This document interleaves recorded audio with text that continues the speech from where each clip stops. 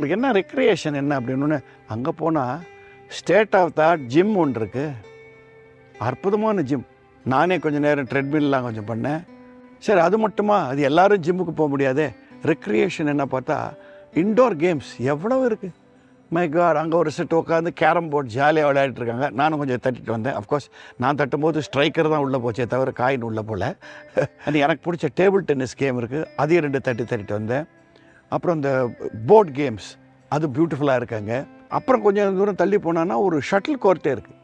பிரமாதமாக ஆடிட்டுருக்காங்க இங்கே ஷட்டில். அவங்கள கேட்டால் சொல்கிறாங்க, நாங்கள் ஃபேஸ் 6 ஃபேஸ் 5 ஃபேஸ் 4க்கெல்லாம் நாங்கள் டோர்னமெண்ட்ஸே வச்சு நடத்துவோம், இன்னும் கொஞ்சம் நாளில் பெரிய டோர்னமெண்ட்டே நடக்க போகுதுன்னார். நம்மலாம் என்ன சொல்லுவோன்னா, வயசாகி போச்சியா அப்படின்னு சில பேர் சொல்லுவாங்க. இங்கே இருக்கிறவங்களாம் அப்படி சொல்கிறாங்க, வயசாகி போச்சு சார் அப்படிங்கிறாங்க. ஏன் சொல்கிறாங்கன்னா, நாங்கள் நானியில் இருக்கோம் சார், வயசானா என்ன அப்படிங்கிற ஃபீலில் சொல்கிறாங்க. அதுதான் ஸ்பெஷாலிட்டிங்க.